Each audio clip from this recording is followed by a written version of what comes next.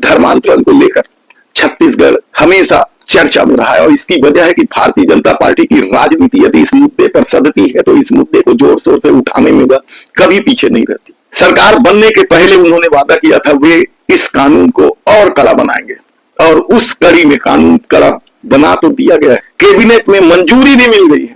सवाल ये है कि क्या ये कानून लागू हो पाएगा।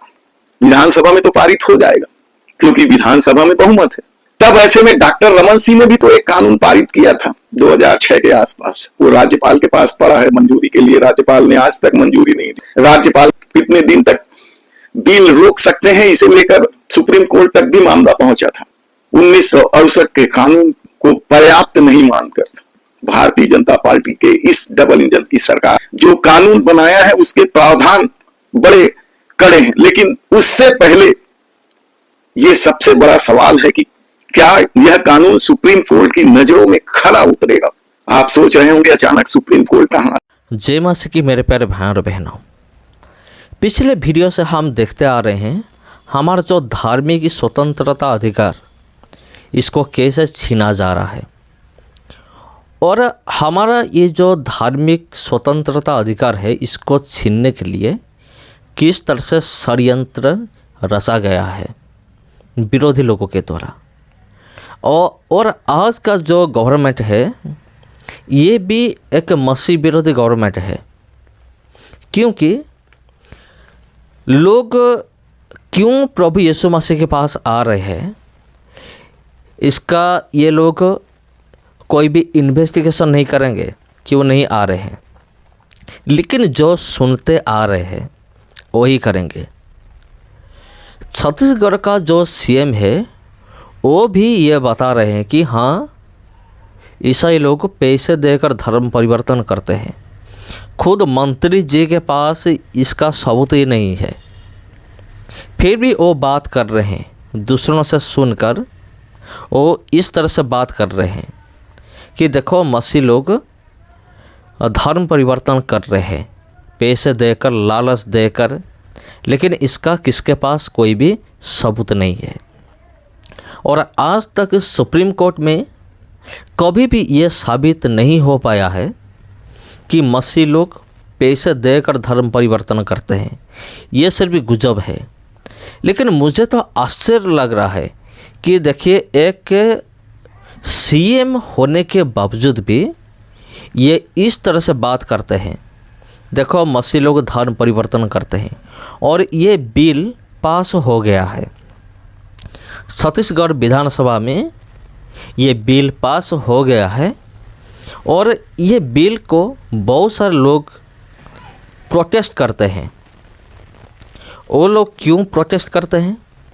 क्योंकि ये जो बिल है इस बिल के अंदर ऐसे कुछ चीज़ है, ऐसे बहुत सारे बातें हैं। ये जो चीज़ है ये जो बिल के अंदर, इसी के हिसाब से हमारा कोई भी अधिकार नहीं है। इस बिल के मुताबिक हमें हमारा धर्म को पालन करना या फिर विश्वास को पालन करने का कोई भी हक नहीं है, कोई अधिकार नहीं है। इस बिल के जो नियम है, नियम के अनुसार कोई बाइबल नहीं पढ़ सकता खुलेआम, कोई खुलेआम प्रार्थना नहीं कर सकता, कोई खुलेआम अपने विश्वास को प्रैक्टिस नहीं कर सकता। जो अधिकार बाबा साहेब आम्बेडकर ने हमें दिया है वो अधिकार को ये लोग छीन रहे हैं, जोर ज़बरदस्ती छीन रहे हैं। मेरे प्यारे भाई और बहनों, पिछले जो इलेक्शन गया है उधर राहुल गांधी ने एक बात कही थी। उन्होंने जो कहा था वो आज हो रहा है। उसने ये कहा था कि ये लोग संविधान को उखाड़ कर फेंकने के लिए ये लोग काम कर रहे हैं। वास्तविक में ये सच ही है। इन लोगों का टारगेट ये है कि भारत का जो संविधान है, संविधान को उखाड़ कर फेंका जाए और उनका जो एजेंडा है उसको जोड़ा जाए संविधान के अंदर। ये उन लोगों का टारगेट है और ये लोग पूरी तरह से अपना बल को लगा रहे हैं, पूरी तरह से कोशिश कर रहे हैं। इसके बारे में आपका क्या राय है कमेंट करके ज़रूर बताइए। चलिए मेरे प्यारे भाई और बहनों, मैं आपको पूरी वीडियो में दिखाता हूँ। उससे पहले ये सबसे बड़ा सवाल है कि क्या यह कानून सुप्रीम कोर्ट की नजरों में खरा उतरेगा। आप सोच रहे होंगे अचानक सुप्रीम कोर्ट कहाँ गया, लेकिन हम आपको बता देते हैं कि 2 फरवरी को सुप्रीम कोर्ट ने इन नए कानूनों को लेकर जिन 12 राज्यों को नोटिस जारी किया है, 4 हफ्ते में जवाब मांगा था, उन 12 राज्यों में छत्तीसगढ़ भी शामिल है। सुप्रीम कोर्ट ने साफ तौर पर कहा कि इन 12 राज्यों में जो धर्मांतरण विरोधी कानून बनाए गए हैं उनकी वैधता की वो जांच करेगी। और छत्तीसगढ़ में तो धर्मांतरण का मुद्दा जबरदस्त है, खासकर बस्तर और कांकेर क्षेत्र में धर्मांतरण को लेकर कितने ही विवाद है, दंगे तक हो चुके हैं, पुलिस वाले तक पीटे जा चुके हैं, चर्चों में तोड़फोड़ तक हुई है।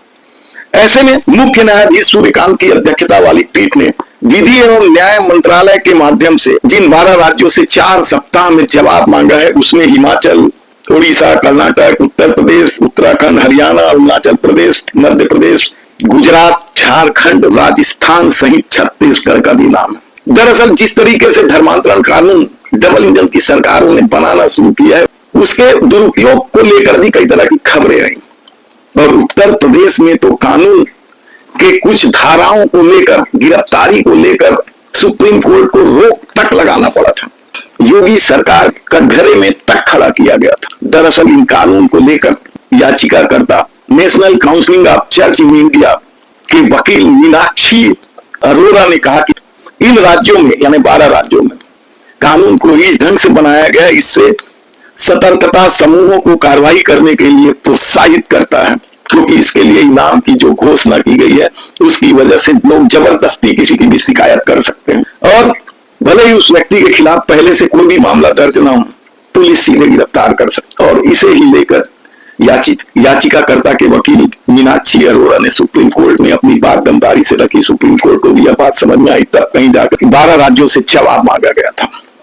तब ऐसे में मामला अभी न्यायालय में है, एक बिल राज्यपाल के पास अटका पड़ा है, इस दूसरे बिल को कैबिनेट में लाने की हड़बड़ी क्यों की गई, इसे लेकर कांग्रेस के नेता उमेश पटेल ने क्या कहा, पहले सुन लीजिए। देखिए, ये विषय हम लोगों ने मीडिया के माध्यम से हमें पता चला है, लेकिन छत्तीसगढ़ में 10 साल पहले भी ये इस तरह के विधेयक आए थे, रुके हुए हैं, पेंडिंग है, कोर्ट में लगा हुआ है। तो क्या ये विषय फिर से लाया जा सकता है? ये थोड़ा टेक्निकल मामला है, इस पर और अध्ययन करेंगे हम लोग और उसके बाद इस विषय पे आपको डिटेल बात करेंगे। ऐसे में सबसे बड़ा सवाल तो यही है कि क्या यह नया कानून जिसे कैबिनेट ने मंजूरी दी है वह सुप्रीम कोर्ट की नजरों में खरा उतर पाएगा। हालांकि छत्तीसगढ़ में धर्मांतरण को लेकर विवाद नया नहीं है, बस्तर से लेकर सरगुजा, खासकर आदिवासी इलाकों में धर्मांतरण को लेकर कई तरह के सवाल उठते रहे हैं। भारतीय जनता पार्टी के या आरएसएस का एक समूह उन लोगों से आरक्षण तक छीन लेने की मांग करता रहा है जो लोग आदिवासी से दूसरे धर्म अपनाए। यहां तक कि शव दफनाने को लेकर भी विवाद उठता रहा है, तो सामाजिक बहिष्कार के भी कितने ही मामले बस्तर और कांकेर जैसे क्षेत्रों में दिखाई सुनाई देते हैं।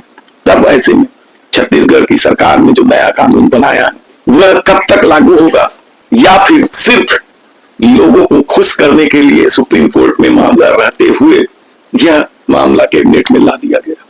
अड़ंगा तो है, पेंच तो फंसा हुआ है, जब तक सुप्रीम कोर्ट का कोई निर्णय नहीं आता या इन राज्य के सरकारों के जवाब से वह संतुष्ट नहीं होती है, उसके बाद जो फैसला देगा उसके बाद निर्भर होगा। तब देखना है कि यह कानून कब तक अमली जामा